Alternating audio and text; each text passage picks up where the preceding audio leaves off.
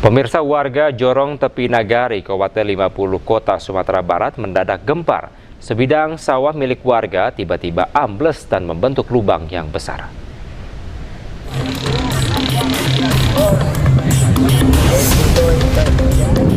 Tanah sawah yang semula padat mendadak ambles dan membentuk lubang besar. Peristiwa ini terjadi saat kondisi cuaca cerah dan tidak terjadi hujan. Hasil pengukuran sementara, lubang ini memiliki kedalaman hingga 5,7 meter dengan diameter sekitar 7 meter. Saat ini pergerakan tanah masih terus terjadi dan hal ini telah diantisipasi dengan memasang polis line di sekitar lokasi.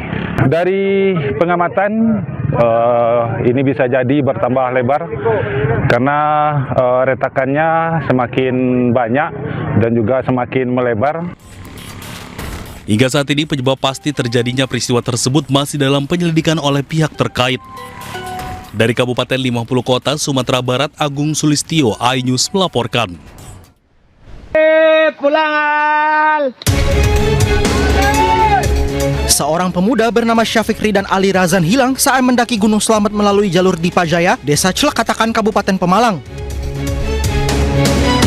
Syafiq Ali mendaki bersama Himawan Hoir Bahran. Keduanya hilang akibat tersesat saat mendaki. Himawan berhasil selamat dan ditemukan tim SAR, namun Syafiq Ali hingga kini belum ditemukan. Diduga Syafiq Ali berada di wilayah berbahaya antara pos 4 dan pos 5 dekat aliran sungai dan jurang yang licin.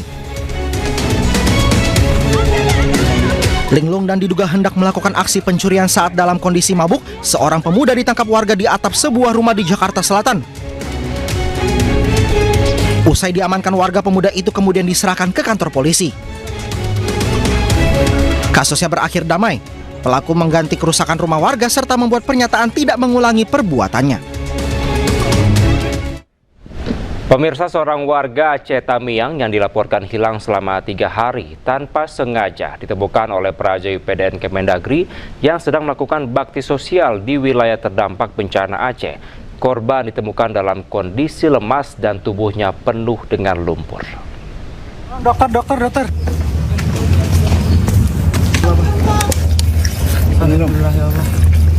Air lagi. Seorang warga Aceh Tamiang yang dilaporkan hilang selama 3 hari berhasil ditemukan oleh Praja IPDN Kemendagri yang sedang melakukan bakti sosial di wilayah terdampak bencana.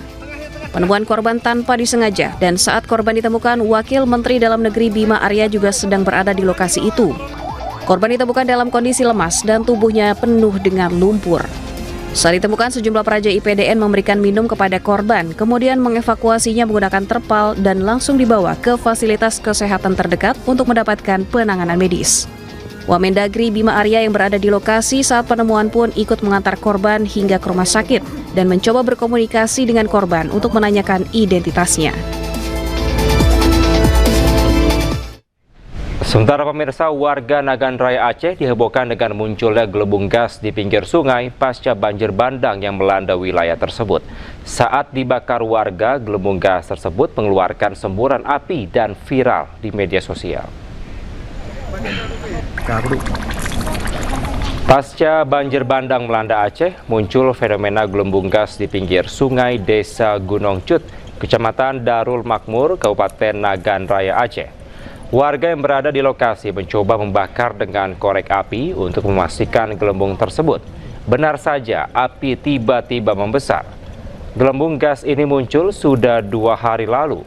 Ada sekitar 5 titik gelembung di pinggir sungai tersebut yang sebelumnya terkena banjir bandang pada 26 November lalu. Pemerintah Kabupaten Nagan Raya akan mendatangkan tim ahli untuk menyelidiki dan memastikan gelembung gas tersebut. Warga pun diminta tidak lagi mendekati lokasi tersebut. Kita akan mendatangkan tim ahli dulu untuk menyelidiki sebenarnya apa ini. Apa benar gas atau jenis apa yang keluar ini. Jadi kita akan turunkan tim berkoordinasi dengan instansi terkait, barangkali SDM. Untuk masyarakat mungkin Pak Bupati yang mendekati atau ada himbauan khusus mungkin? Ya, kita menghimbau supaya masyarakat ya berhati-hati ya, karena kita belum tahu.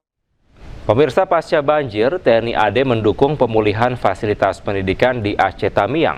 Ratusan prajurit dikerahkan untuk melakukan pembersihan lingkungan sekolah dari lumpur dan juga kayu.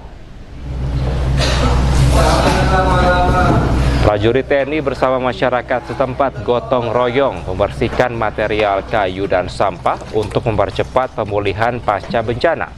Pembersihan dilakukan menggunakan sekop, cangkul, dan sapu. Alat berat juga dikerahkan untuk mengangkut timbunan lumpur dan juga material yang berat.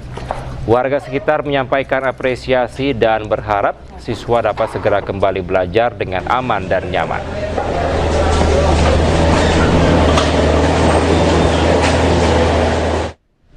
Memasuki hari pertama sekolah, anak-anak korban banjir bandang di Kabupaten Tapanuli Selatan, Sumatera Utara mengikuti proses belajar mengajar di tenda darurat. Raut keceriaan pun terpancar dari wajah para pelajar.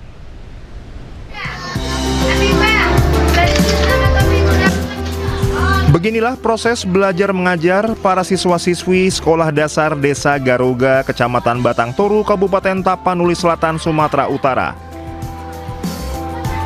Mereka terpaksa belajar di tenda darurat yang berada di Desa Batu Hula lantaran sekolah mereka porak-poranda usai diterjang banjir bandang pada 25 November 2025. Meski mengalami serba kekurangan, raut keceriaan terpancar dari para generasi bangsa ini. Mereka tampak dengan tekun mengikuti proses belajar yang diberikan gurunya. Pihak sekolah mengaku proses belajar mengajar ini terpaksa mereka lakukan di tenda darurat lantaran sekolah mereka yakni SD 100714 telah raib diterjang banjir bandang. Guna memberikan pembelajaran yang optimal, pihak sekolah menerapkan sistem belajar secara bergantian, mengingat jumlah siswa mereka sebanyak 111 siswa. Siswa kelas 1 dan 2 masuk pagi, sedangkan siswa kelas 3, 4, 5, dan 6 masuk siang. Karena sekolahnya hancur, Pak. Semuanya kan udah rata, Pak. Jadi kami di sinilah, Pak, di tenda. Ini mekanisme sistem belajarnya seperti apa, Bu? Mengingat tendanya kan cuma satu, Bu. Benar, Pak. Jadi dibagi dua ya, Pak. Jadi kelas 1, 2 ini masuk pagi. 3, 4, 5, 6 itu dimasuk siang. Sementara itu, orang tua siswa mengaku senang melihat anaknya kembali bersekolah meski di tengah kekurangan. Ya, perasaannya kayak mana lah ya, namanya yang menjadi korban sekolah kayak gini aja pun perasaannya udah senang lah kayak gitu kan. Makanya karena kita merasa pendatang di sini, makanya anak-anak pertama di sekolah ini masih kita temani supaya terbiasa nantinya. Para orang tua berharap pemerintah segera membangun sekolah yang telah hancur akibat banjir bandang beberapa waktu lalu. Dari Tapanuli Selatan, Sumatera Utara, Indra Mulia Siagian, iNews melaporkan.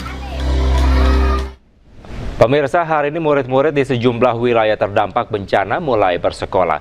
Kegiatan belajar mengajar diawali dengan berolahraga. Menteri Pendidikan Dasar dan Menengah Abdul Mukti memimpin upacara bendera di hari pertama sekolah di daerah terdampak bencana di Pulau Sumatera. Mendikdasmen memimpin upacara di Kabupaten Aceh Tamiang, Aceh. Sebelum upacara, kegiatan belajar mengajar diawali dengan olahraga bersama untuk menjaga kesehatan murid dan guru. Kegiatan belajar mengajar dilakukan terbatas dan hanya di sekolah-sekolah yang sudah diperbaiki, salah satunya di SMA 4 Kejuruan Aceh Tamiang. Kami salut kepada Bapak Ibu Guru yang menunjukkan dedikasi yang luar biasa, dan semangat itu mudah-mudahan terus dijaga agar kegiatan pembelajaran dapat berjalan dengan sebaik-baiknya. Tadi sempat saya masuk ke kelas juga, Bu Guru sudah mulai memberikan pelajaran dan melakukan dialog dengan murid-murid untuk mereka bisa semangat bagian dari lain. Pemirsa, hari pertama sekolah siswa-siswi di SMA Negeri 12 Padang yang sebelumnya terdampak banjir bandang susulan mulai mengikuti kegiatan belajar mengajar di sekolah.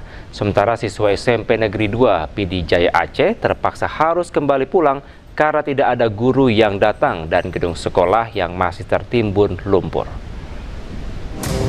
kepada semua pihak dan teruji menghadapi berbagai Sebanyak 1.168 siswa-siswi di SMA Negeri 12 Padang dengan hikmat mengikuti upacara bendera di hari pertama masuk sekolah. Meskipun sisa lumpur masih terdapat di sekolah mereka, namun para siswa dan guru tetap semangat mengikuti kegiatan di hari pertama. Sekolah ini merupakan salah satu sekolah terdampak bencana banjir bandang 25 November lalu dan kembali diterjang banjir susulan pada Jumat lalu. Jujur dari dalam lubuk hati sangat sedih dengan keadaan sekolah seperti ini. Kami sebagai murid tentu hanya menerima, mungkin ini cobaan dari Allah untuk kami. Jadi kami menerima lapang hati dan lapang dada. Jadi tetap melanjutkan pembelajaran seperti sebelumnya.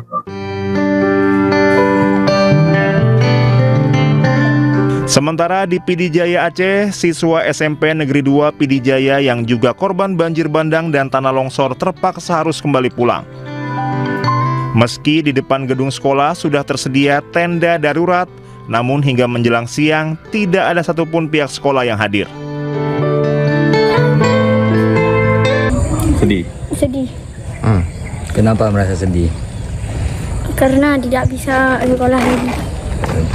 Kemarin belajar nggak? Nggak. Kenapa? Hari ini baru sekolah. Rumah kayak mana? Kena banjir nggak? Kena di belakang aja. Baju sekolah aman? Para siswa berharap pemerintah bisa segera membersihkan sedimen lumpur yang menggunung agar mereka bisa kembali belajar normal. Dari Padang dan Pidijaya Aceh, Budi Sunandar, Syukri Syarifuddin, iNews melaporkan.